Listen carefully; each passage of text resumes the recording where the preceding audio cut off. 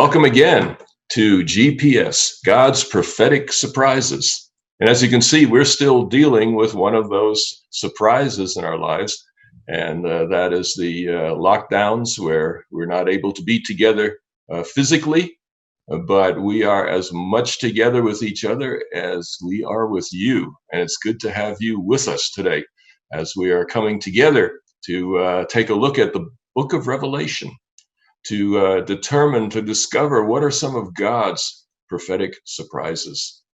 And one surprise we have today is we have a new guest on the panel, and his name is Nick Snell. You'll recognize Viana and Shifra on the other sides of me.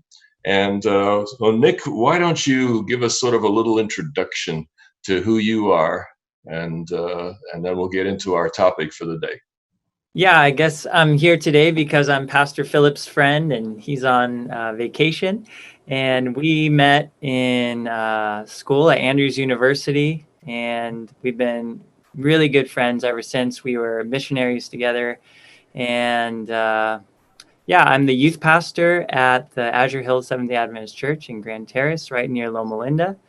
And so having a good time here in California for the last few years. Delighted to have you, Nick. Really looking forward to this. And you've indicated that you're not just here because it's a program, but because you are interested in the book of Revelation. How did that happen? You know, I think it felt like an unapproachable book earlier in life. But then when I got to, especially university, when I was doing my theology degree for undergrad, and I had a wonderful man named Ranko Stefanovic as a teacher there, I was really drawn in and I was inspired by the way that he teaches the book of Revelation. And it made me want to have that kind of biblical insight in the way that I would preach, because I got excited about scripture through his teaching, and definitely excited about Revelation and what it means for the future of humanity. Awesome. Well, that's kind of neat because Ranko Stefanovic was one of my doctoral students studying in the book of Revelation. So that kind of makes you my spiritual grandson or something like that. So I'm really delighted to meet you in this way, and looking forward to what we can share together. Now, before we go any further, we have an idea. We're all going to show you our stomachs, and you have to decide which one of us is pregnant. All right, everybody ready? Okay. Let's see. Here goes me. Who's the pregnant one there? I think it's Viana. Viana, tell us. You've mentioned it before in the program, but now the evidence is in. Nobody has any doubts. How's it going? Yeah, that's definitely something I can't hide anymore. Not that I ever wanted to, but we are about a month and a half away from our due date, and we are just over the moon to become parents, discover life through somebody else's eyes, to get to form, a strong girl in today's society that's biracial. I mean, there's just so much that we're looking forward to in getting to discover a new side of life as a parent. Wow. Yeah, pretty awesome. My youngest daughter is in about her 5th month. And so we were all excited about that as well. But there's a difference, with Viana. She probably increased her body weight by almost 50%, I suspect, through all of this, because Viana has certainly been an example of a delicate and lovely woman who I think I'm getting on dangerous ground. I'm going to leave it there. Stick to GPS. But I think what's really, really cool is that you're enjoying this, and you don't mind that this is happening to your body. You're liking what's happening to your body. And the author of it all is also the co-author of the book of Revelation. So that's pretty cool, I think. I know. Somebody told me that, became a co-creator with God, and you have like a little Garden of Eden inside of you. And I thought that was so beautiful to imagine this perfect little space that God could put inside of me for another human being. That's fantastic.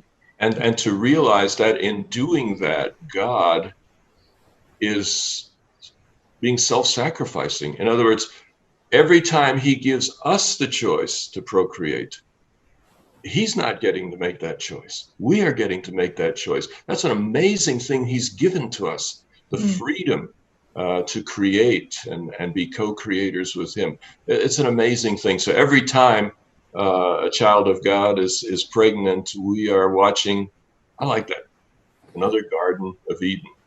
Awesome stuff. So God be with you, and we're delighted with your experience.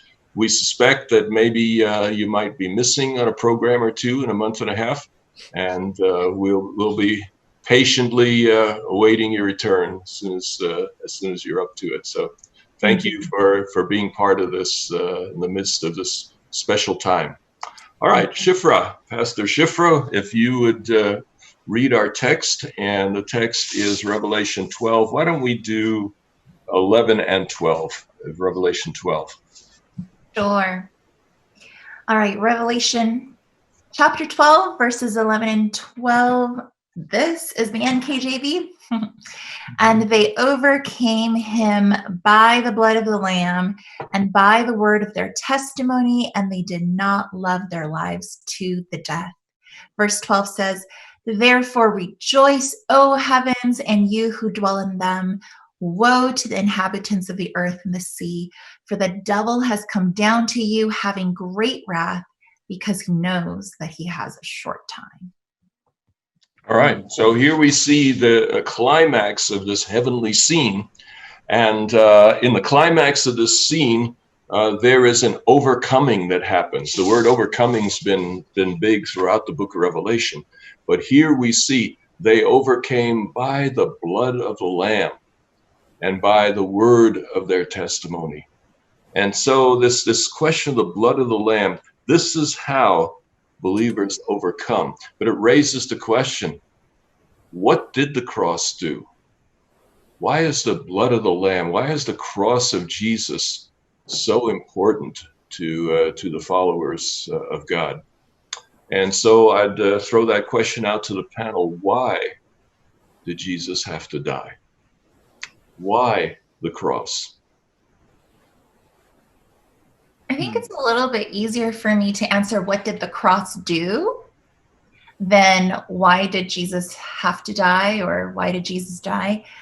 Because I'm living on the other side of the cross, and I'm so thankful for what Jesus on the cross did, right? Justice and mercy kissed on the cross. It allows me to see that God's justice and God's mercy is one and the same. Sacrifice of Christ on the cross to save my life from sin, So easier for me to answer what did the cross do, but I'll let the other experts on the panel chime in on why did Jesus have to die? Well, maybe I'll give you a how. How did the cross unite justice and mercy? Yeah, so justice and mercy, because as far as I understand the very biblical answer, justice says that the wages of sin is death, right?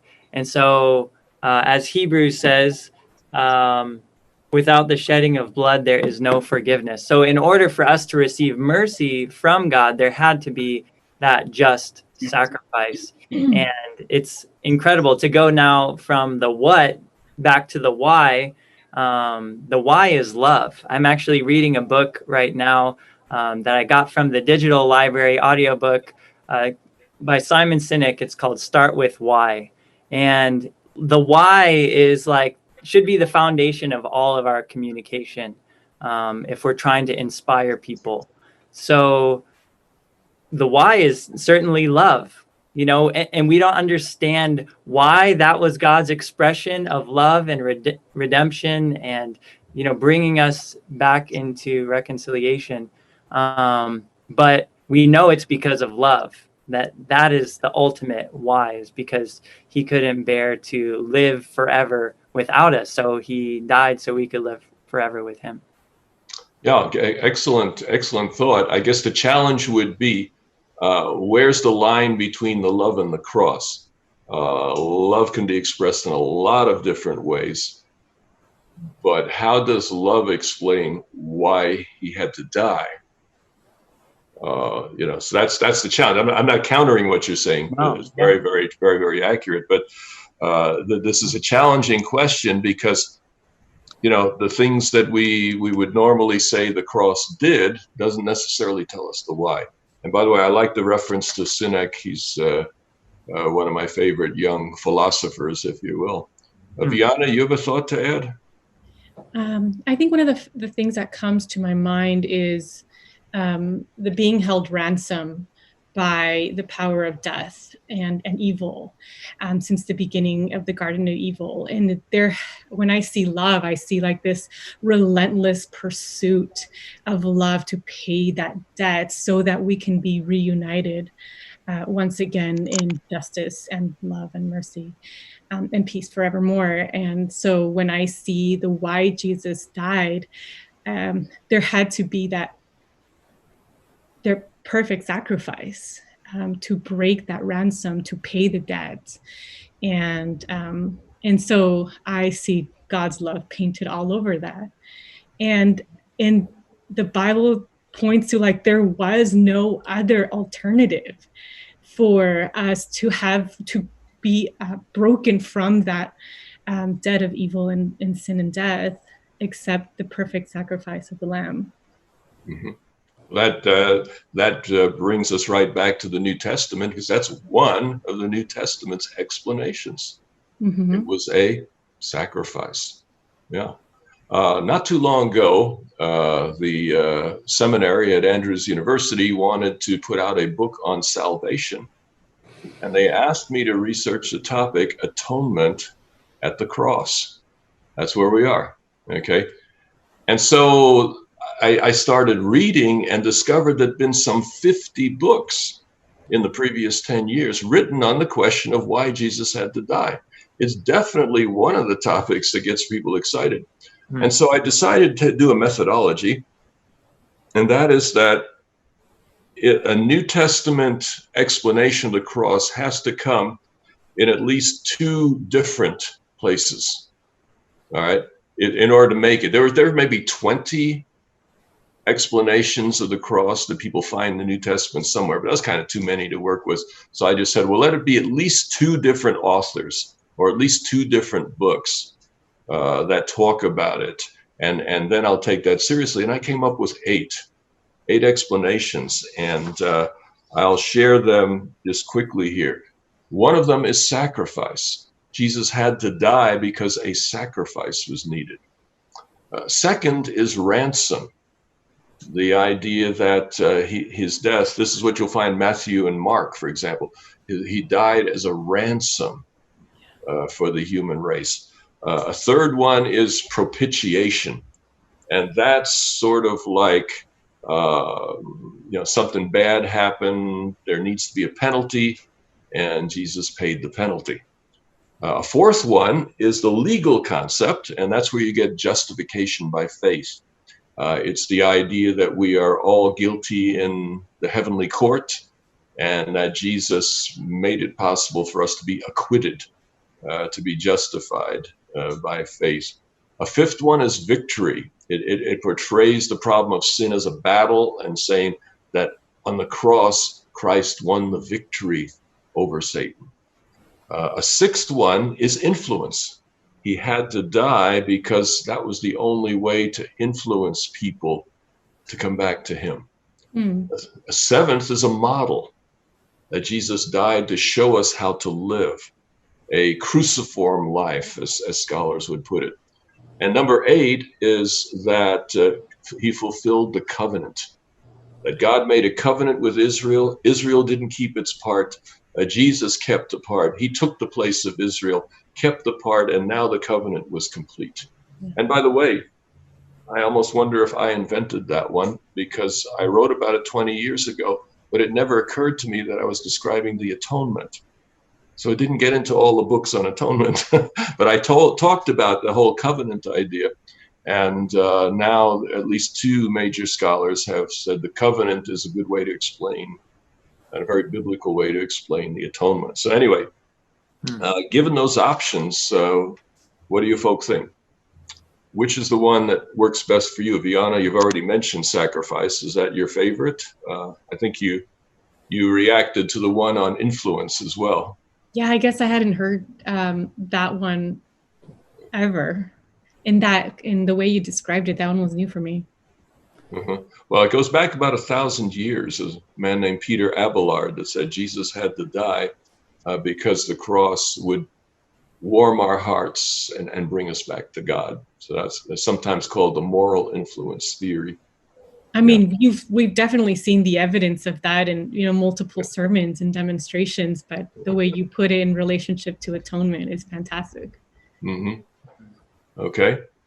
Nick or Shifra? Yeah, you hear those options. What are you thinking? I don't think one of them has to be the only right answer. I think they're all great, and we should take all of them. I think people have really been inspired by the model of Jesus, to see that he was so committed to what he was doing that they would be willing to kind of live their lives after his pattern. Maybe that, I don't know if I'm using all the terms right, but I think that one is certainly very inspiring. Even thinking of right now talking about social justice a lot. I was just reading a book by Philip Yancey called Soul Survivor earlier this week. Amazing book of kind of his main influences of why he's in the church. And he was talking about how Martin Luther King Jr. was so effective because of the nonviolence that he learned from Jesus, that he learned from Gandhi and the Sermon on the Mount as well. And that it wasn't just the preaching and saying what needs to happen, but actually for people to see that as they're walking down the street in Selma, people are hitting them, there's dogs being sicked on them, the hose is being blasted at them, and they're not fighting back. And that being on national television just flipped the whole script of what it means for our Black brothers and sisters to be oppressed. And people are outraged now. And so when you see Jesus dying on the cross for our sins, that is a model that we're attracted to. We see that it worked. It makes us also want to humble ourselves and find victory in a different way than violence or force. And certainly has that influence capacity in so many things. So I'm excited about these different ways of looking at it you've just introduced us to. All right, that's pretty awesome. I think a fantastic contemporary idiom for the whole thing. The tremendous power. It was because of that the civil rights, movement took power and became nationally accepted. Before that, the nation was divided. But after Selma, the whole nation united. Even in the South, the majority said, times moved on. We need to grow up with it. And Shifra, I thought you were going to say something. Yes. Yeah. I love the spotlight. You brought a lot of good points, Nick. Let's see. The power of contrast comes to my mind when there's oppressive violence contrasted to peaceful resistance. You're able to see clearer who's good, who's right. It's easier to make your judgment call. And in the great controversy with God's character on trial, I think of the parable of the gardener in the garden, and after they sowed the good seed, thief came at night and sowed bad seed, and the servants asked the master, what should we do? Should we pull it out? And the master said, no, let them grow to full maturity. And I think the power of contrast, mature evil to its fullest maturity, contrasted, so where's the wheat, where's the tares, and you don't pull up a wheat accidentally. Mm. Also thought that justice being redefined at the cross. You know, some people mistake justice for vengeance, right? And here Jesus shows that justice, diakousone, in the Greek, I might have butchered the pronunciation, is righteousness. It's making wrongs right. It's not condoning what is wrong. It's redeeming who is wrong. And this is what the cross did. Yeah. Well, I like what both of you are saying in the sense that we can't settle for just one of these. We need to do that. They're metaphorical. In other words, each of them is attempting to put into human terms what it might mean to us. But I'm going to be a little provocative here. I don't think any of these are big enough for the cross. Ooh. In fact, I'm planning to write a blog, but I just haven't gotten around to it. But the blog is When Atonement Isn't Enough. You see, all 8 of these have in common, the basic idea is this: what we could not do, God did. I think whether it's sacrifice or ransom or victory or influence or model or covenant, what we could not do, God did. So that's the unifying principle, that we look to God for that which we cannot do. But I would argue that atonement in those terms isn't enough. And I'd like you to take a look at Colossians chapter 1 and verses 19 and 20. Colossians chapter 1, verses 19 and 20. It says, "For God was pleased to have all his fullness dwell in him," that's Jesus Christ, "and through him to reconcile," that's the closest Greek word behind it to atonement, right? "Through him to reconcile to himself all things." Now, the word "all things" there is panta, which is the Greek word for universe. Everything, the everything. "Reconcile to himself all things, whether things on earth or things in heaven, by making peace through his blood shed on the cross." Now the question is, why did Jesus have to die for the universe? Can I make a generational statement? Absolutely, please. All right. So just an observation here. I think it's very millennial for us to start with the why. Would you agree, Nick? Like, we are the generation that needs the why and has been able to unearth that it's beneficial to all humanity of all generations. But I can think of older generations, our elders, who lived in a time where you needed to be able to just take your marching orders and march. You know, it wasn't about why or asking why when you were given what to do. And then I think generationally, just a little observation, just so we understand, you know, how it could apply to our generation today. I think like this question of which one of these explanations, and then having this answer of integrating the whole, as it's like a yes, and it's very much a generational impulse. Would you agree? It's like, yes, and why not all? ¿Por qué no los dos? Right? And so kind of thinking about the question, I wonder, as we're looking at Colossians 1, 19 and 20, could it be that could we take them not so much as, or not only as explanations, but as different angles and analogies? You see, the difference is that the 8 atonement things that we were just talking about, all of those 8 have to do with our salvation. Jesus died so we could be saved, and that's important. That's good, but it's not enough for the universe. Remember, Revelation 12 is about the universe. Satan is cast down. from heaven to earth by the cross. So something that happened on the cross made a difference in heaven. What would that be? What would that be? I don't know, but it's going to be good. I'm wondering if it has to do with the visual of the veil being torn in this verse in Colossians, having that veil torn. You needed to have this powerful like breaking so that we can have reconciliation, through atonement.